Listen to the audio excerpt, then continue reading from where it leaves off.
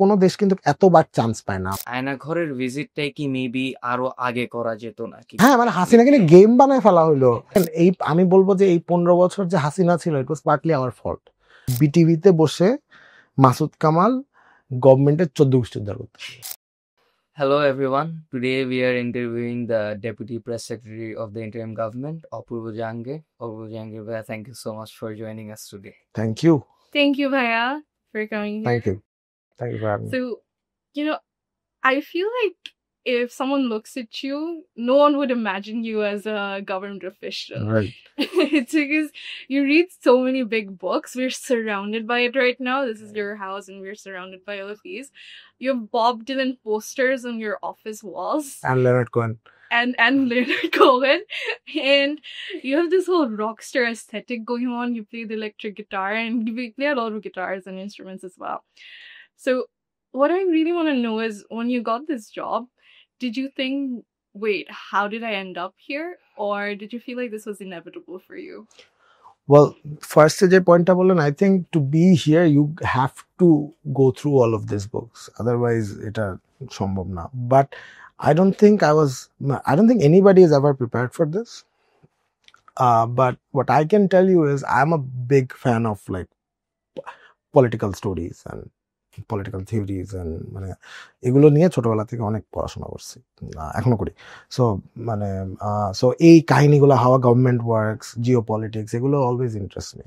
And second ইয়েটা হচ্ছে একটু লাইটার ভার্সন হচ্ছে, there is a series called The West Wing, Aaron Sorkin লেখা। So it's about the White House, and it's about the White House staff. So there is a chief of staff, there is a deputy press secretary, there is a communications director, এরকম বহুত character. It's amazing series. এইটা আমার খুব favourite. And পরেরটা হচ্ছে house of cards. So এগুলো এত দেখছি, এগুলো বলছি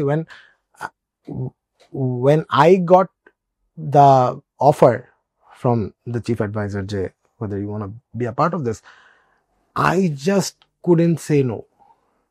And who would? Yeah. When imagine if you guys got you would, but I would suggest take it in a heartbeat, because প্রথমত যে এইটার জন্য প্রিপেয়ার কেউ করবে না। And এটা তো মানে আমি বলি যে this is a chance of a lifetime to experience this. আর আরেকটা যেটা সবচেয়ে বড় ইয়ে ছিল যে though there were many offers, I always thought I'm going to stay in this country, right? So এবং মানে এটা আমার দেশ, এটা আমার শহর, আমি এখানে এটার জন্য কিছু যদি কখনো করব। সো এইরকম মানে দেশের জন্য কিছু করা, এত ফ্রন্টলাইন এন্ড সেন্টার থেকে এই অফার কে রিফিউজ করবে? সো মানে I might not be eligible for this, that you can argue, কারো পছন্দ নাও হতে পারে, বাট ইউ মানে খুব বোকামি হবে যদি কারো কাছে এই অফারটা আসে আর যদি না নেয়। এটা আমার পার্সোনাল ধারণা। আমি নিই। Right.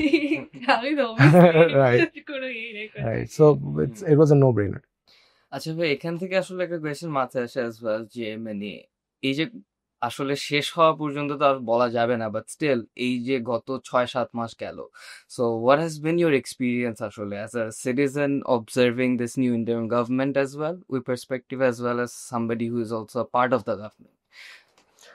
আমি বলবো যে again যেহেতু আমি এখন একটা জায়গায় আছি, সো এটার কোয়েশ্চেনটা এখন আমার জন্য বলাটা একটু difficult, because I am experiencing it as well. যে যতক্ষণ না পর্যন্ত আমি রিফ্লেক্ট করতে পারবো ততক্ষণ পর্যন্ত আমি অ্যাকচুয়ালি এটার অ্যান্সার দিতে পারবো না। বাট আমি দেখতেছি যেটা, সেটা হচ্ছে everybody is trying their best, because this is a whole new situation. আর হচ্ছে everybody who's in the government someway or the other knows what happened for the last 15 years, and কোনো না কোনোভাবে এই লাস্ট 15 years এর মানে অপারেশনের পার্টও ছিল, মানে ইন আ সেন্স যে হচ্ছে যে অপ্রেসড হয়েছে।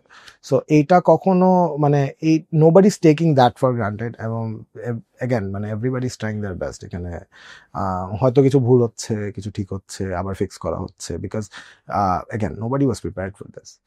So when everybody got the call, it's for the nation, তারা সবাই চলে আসছে। Another thing I want to talk about is a very recent policy that happened by the interim government. What the interim government has done is, for the next 9 months, no tourists can go to St. Martin, starting from February. Yeah. So, I really want to know, why, what's the benefit of this, and why is it necessary now, and particularly for this long? At the March 30. First of all এটা most probably মানে এটার significant মন্ত্রণালয় এটা সবচেয়ে বড় উত্তর দিতে পারবে, because their science involve, their nature involve. আমি যতদূর বুঝি সেটা হচ্ছে Saint Martin is a coral beach, এটাকে প্রোটেক্ট, এটার তো অবস্থা যথেষ্ট পরিমাণ খারাপ হয়ে গিয়েছিল, সো এটাকে আবার রিভাইভ করার একটা জায়গা আসছে। আপনি কিন্তু কোনো পৃথিবীর কোনো জায়গায় কোরাল বিচ কিন্তু 12 মান্থস ওপেন থাকে না। ইভেন আমাদের থাইল্যান্ডেও যেগুলো আছে they are not open for 12 months. So এইটাকে এখন মোটামুটি একটা জায়গায় আনার জন্য যেসব প্রিকশনস নেওয়া হচ্ছে obviously it has its upwards and downwards, but technically again এটার এক্সাক্ট ডিটেল নো হওয়াটা তো আমি এক্সপ্লেন করতে পারবো না, সেন্স এটা আমার ইয়ে না, স্পেশালিটি না। বাট আমি যতদূর ইনফরমেশন আমার কাছে আছে সেটার মধ্যে থেকে আমি যতদূর বুঝি সেটা হচ্ছে যে এটার যে অবস্থা ছিল এটাকে আবার রিভাইভ করা, এবং এটার তো মানে সেন্ট মার্টিন তো ইজ আ হিউজ থিং আমাদের দেশের জন্য। সব দেশে কিন্তু কোরাল বিচ থাকে না, কোয়াইট লাকি যেরকম একটা জিনিস আমাদের কাছে আছে। সো এইটাকে রিভাইভ করার একটা পদ্ধতি চলছে। সো এইটার জন্য হয়তো 9 মাস বা এটা স্পেশালিস্টরা যতদিন বলতে এটা আরো ভালো মতো বলতে পারবে, but this are the precautions that they are taking to revive this. So এটা একটা স্পেশালাইজ কোরাল রিফ হওয়ার কারণে ওইভাবে এটা করে। হ্যাঁ, কারণ মানে লাস্ট 15 বছর তো মানে সেন্ট মার্টিনের মানে একটা coral beach is a very sophisticated thing, এটার উপর আপনি সারাক্ষণ অনেক কিছু চালাতে পারবেন না। সো এটার একটা কনজারভেশনের একটা জায়গা আছে, সো ওইটার মধ্য দিয়ে এখন এটাকে যেতে হবে।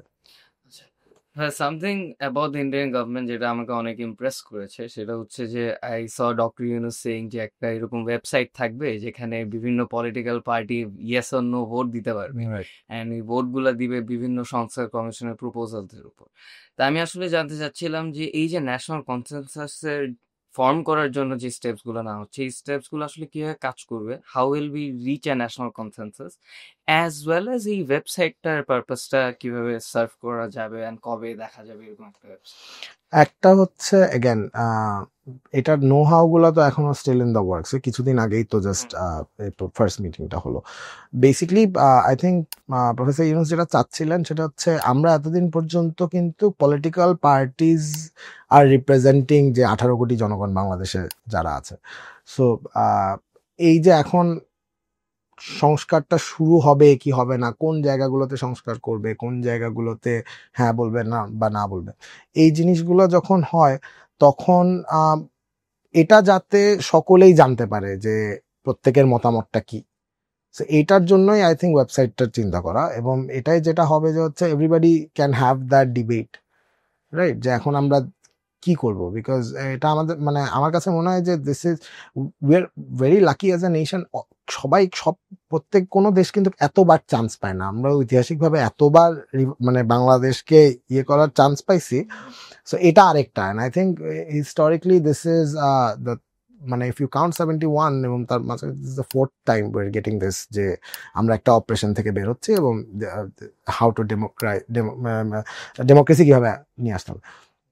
সো এইটার জন্য এখন যা যা দরকার এইটা তো মানে আমি মনে করি যে 18 কোটি মানুষের মধ্যেই এই কনভারসেশনটা শুরু হওয়া উচিত। So website is a step towards that, যে দেখুক সবাই কি যাচ্ছে।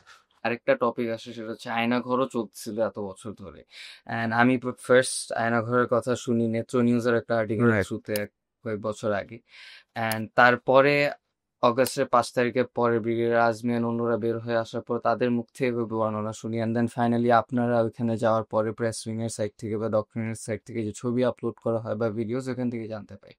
তো এখান থেকে জানার পরে আমরা অনলাইনে অনেক ডিসকাশন শুনি ভাই, যেখানে আসলে আয়নাঘরকে অনেকেই অনেকভাবে কথা বলতেছে আয়নাঘর নিয়ে।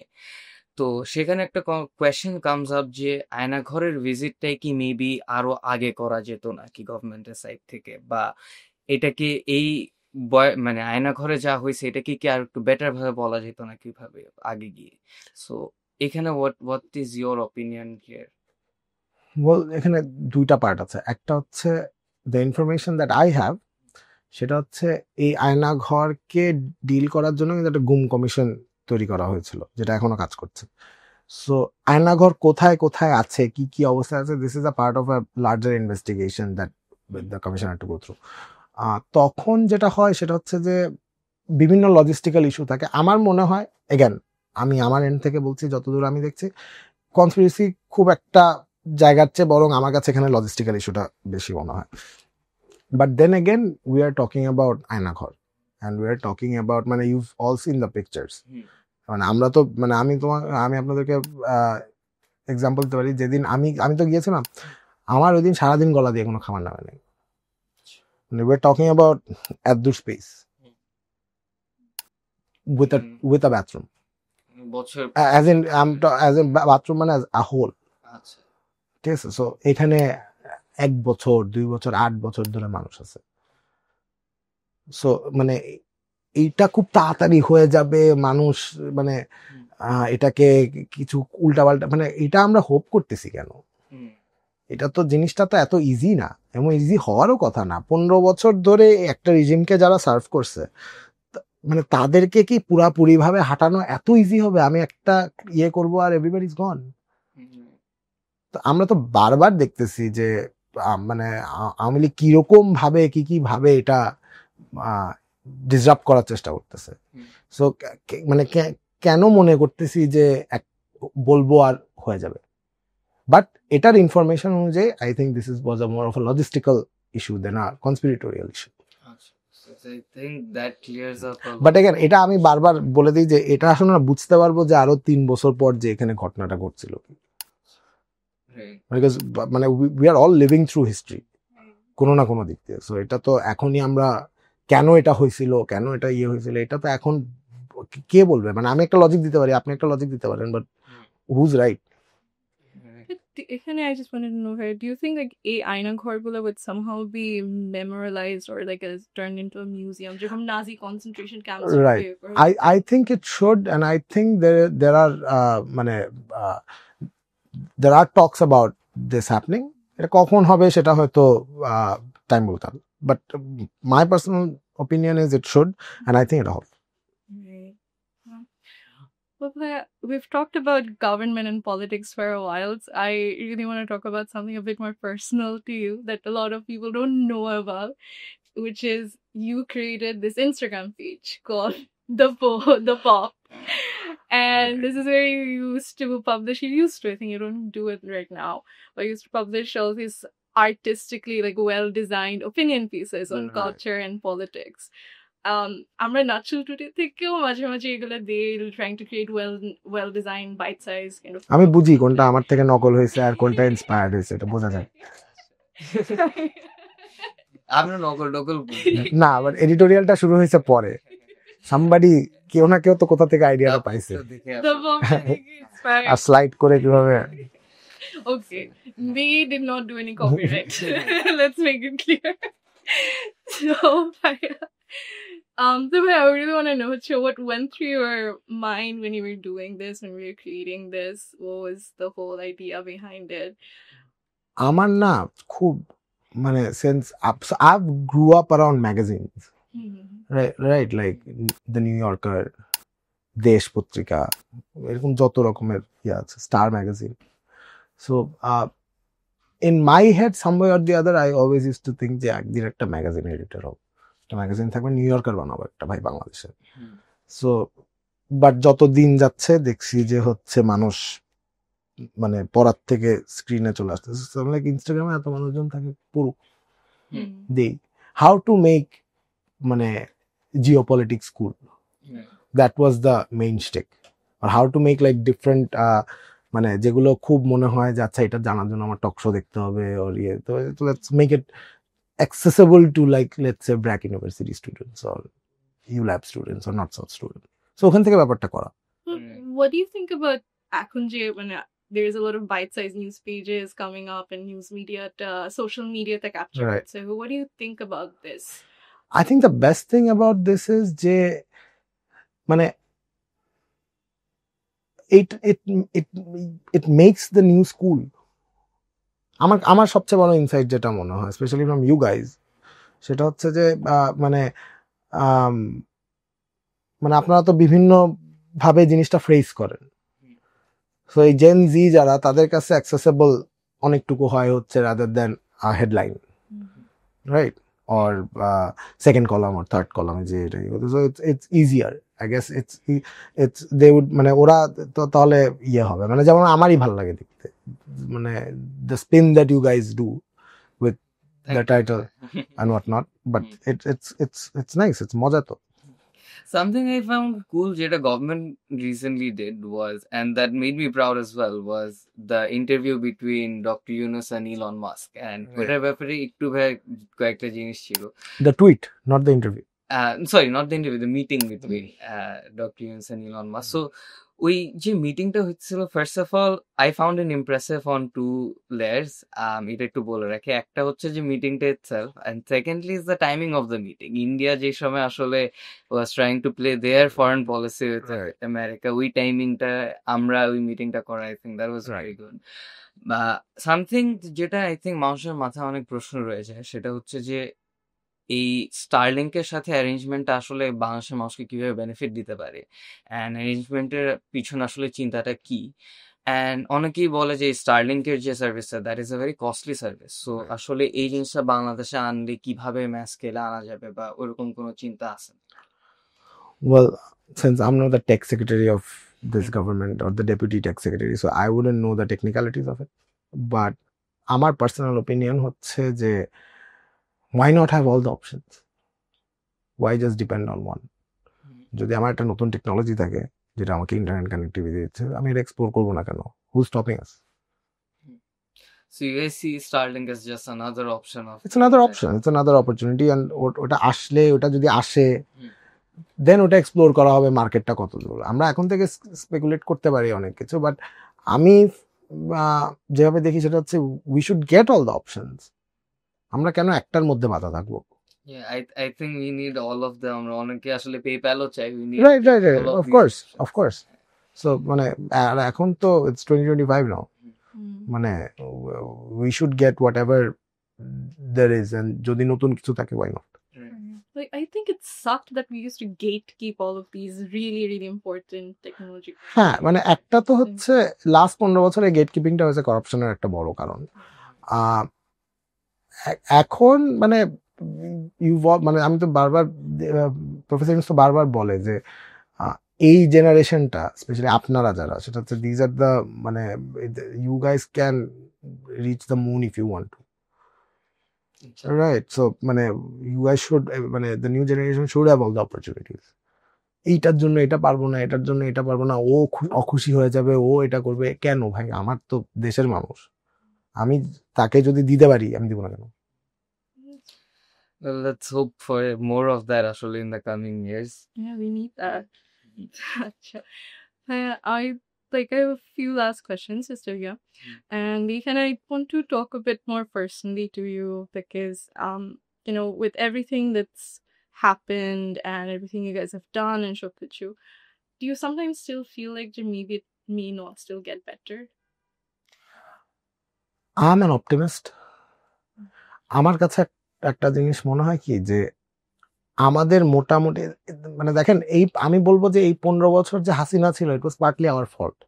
আমরা সহ্য করে গেছি, আমরা মেনে নিছি ব্যাপারটা, যে ঠিক আছে থাকবে, এটাই। সো আমার কাছে মনে হয় এই যে ব্লাড ব্যাথটা হলো, এইটার পর আই রিয়েলি হোপ যে everybody got a lesson of what not to do. মানে এইটা, মানে আই রিয়েলি হোপ যে এটা, আমার বিশ্বাস যে এটা সবার মধ্যে এই শিক্ষাটা গেছে, ইনক্লুডিং আস, যে মানে এইটা আর হতে দেওয়া যাবে না। একটা দেশ এতবার চান্স পায় না, কিন্তু we are very lucky. History দেখেন, সব দেশ কখনো, মানে আমরা যে এখনো স্টেবল, এবং আমরা যে life is going on, everyday life is going on, we are very lucky that this is happening. Honestly, as the younger generation, I think it also মানে shocks us যে আসলে কিভাবে মানুষজন এত বছর ধরে চুপচাপ ছিল as well. মানে আমাদেরও পলিটিক্যাল বুদ্ধি জ্ঞান, I think আমার যেমন অনেক লেটে শুরু হয়েছে। So we are also অনেকটুকুই surprise as a nation, how can we মানে আমাকে যেমন একটা কথা প্রায় মানুষজন বলে যে সব আমাদের মানে পারতেছে না, এটা হচ্ছে না, গালাগালি ক্রিটিসিজম সব ঠিক আছে, and then you feel lighter. দেখবেন, you know যে nobody is gonna come to your house in the middle of the night আমাকে যদি গালি দিকে একটা স্ট্যাটাস দেন, We have finally gotten some freedom of Right. speech, and that has been a big Right. change. মানে আমি একটা উদাহরণ দিই যে আমার কাছে it's the most beautiful scenario যে বিটিভিতে বসে মাসুদ কামাল গভর্নমেন্টের 14 গোষ্ঠী উদ্ধার করতে, Yeah. মানে এইটা কবে দেখা গেছে লাস্ট? Okay. সো এইটা মানে ইটস অল অ্যাবাউট যে এই কালচারটা যদি থেকে যায় তাহলে there is nothing to worry about, and finally বাংলাদেশের মানুষ got a taste of it, right? So I hope যে এই টেস্টটা ধরে রাখা যায়। You know what I really love? I just want to add on to this is how you're using humor to actually cope with all of the frustrations you've felt. You have to, otherwise it's মানে you're gonna die inside. You have to, মানে আমরা কিন্তু অনেক মানে মানে I believe Bangladesh as a nation has a very good sense of humour, মানে specially জুলাইয়ের দিকে যেই মিমস গুলো বাইর হয়েছিল স্পট অন, এবং এখনো পর্যন্ত মানে I think we can communicate a lot with like হ্যাঁ মানে হাসিনাকে নিয়ে গেম বানায় ফেলা হলো, মানে টু গুড এইসব, এগুলো কেন মানে তাহলেই তো বোঝা যাইতেছে যে আমার we can laugh about it. Really So- speaks of as a nation. হ্যাঁ উই শুড বি লাফিং অ্যাবাউট ইট, মানে এই থেরাপি থাকা উচিত। Right. Well, Bhaiya, Mhm. the last question that I have is যে আমরা এই সরকারকে আর কবে দেখতে পারবো না, and after that what are your plans, like everything? Well একটা তো হচ্ছে চিফ অ্যাডভাইজার তো একটা দুইটা ডেট দিয়ে দিছে, একটা হচ্ছে যদি খুব কম সংস্কার হয় তাহলে ডিসেম্বরে ইলেকশন, আর যদি আরেকটু বেশি সংস্কার হয় তাহলে হয়তো February March or the first quarter, এটা পড়বে আউট। এবং ট্রাস্ট মি এখানে যারা আছে তারা কেউ থাকতে চায় না, nobody should want this life, this is not a মানে গুড লাইফ টু হ্যাভ, আমি এটা বলে দিলাম, মানে পিপল শুডেন্ট এনভি এখানে যারা যারা আছে, it's not that good. But এটার পর কি করব আসলে আমার মনে হয় পার্সোনালি আমি একটু চিন্তা করব যে কি হলো, একটা বই লিখবে নাকি? হয়তো বই লিখবো, আমার মনে হয় বই লিখবো, অবভিয়াসলি বই লিখবো, বাট একটু চিন্তা করার জন্য একটু মাসখানেক লাগবে, যে you have to reflect on it. এখন যেই জায়গায় আছে you can't reflect on it because you are living it day by day. So ওটার পর you take a back seat and just you watch the whole thing as a movie, যে কি কি হলো। Because you brought this up, I think it's important for everyone to also know what goes behind the scenes, because you're talking so much about why would people not want to envy you. Because it's complete, মানে প্রথমত যে we are not, মানে এটা আমি আমার example দিতে পারি actually, I can speak for everybody else, but আমি তো কখনো গভর্নমেন্ট চাকরি করবো এটা চিন্তাই করিনি। সো আমি এটার সাথে যেমন মানে it's fun, but at the same time মানে আমাদের যেমন কোনো টাইম টেবল নাই, you know what time it is and what time I'm giving this interview, and I have to wake up tomorrow at 6:30 a.m. এর মাঝখানে আমাকে আরো 8টা জিনিসের রিপ্লাই দিতে হবে। সো এটার কোনো মানে কোনো শেষ নাই। So and I used to মানে since I had my own stuff going on, I used to be a little laid back, যে ঠিক আছে রাত ভরে কাজ করবো, সকালে একটু ঘুমাবো, ওটা এখন went down the drain. So মানে সিনেমা দেখতে পারি না, বই যতদূর পড়া যায় পড়ি, a lot of information is coming your way, যেটার হয়তো অনেকগুলো নেওয়ারও কোনো দরকার নেই, a lot of necessary information and a lot of unnecessary information, so you have at the end of the day you have to process that. So ওইটার জন্য I'm guessing যে it's মানে 24 ঘন্টা আমরা স্পেশালি আমরা প্রেস উইং এ যারা আছি তারা তো দেখতেছি যে মানে সারাক্ষণ your mind is active, মানে ঘুমানোর সময়ও you're thinking যাচ্ছে এটা You dream of হ্যাঁ অফকোর্স, মানে মানে এই টুইট করতে হবে, ওটা ইয়ে হবে, এটা যাবে, এটা এগুলো অনেক মানে বাট ইটস ফান। মানে ইফ ইয়োর মানে একটু প্রথম যে কোশ্চেনটা করছিলেন ওইটার সাথে যদি আমি অ্যাড করি যে if you are ever into this kind of things like পড়ে অর দেখে, দেন মানে for me it's like it's the internship of a life time. I'm taking it that way, যে কি কি জিনিস না মানে নিজের কাছে নেওয়া যায়। Well, thank you so much, Bhaiya, for your time. Thank you. And having this conversation with us. Yeah, it was really fun. Thank you for having me.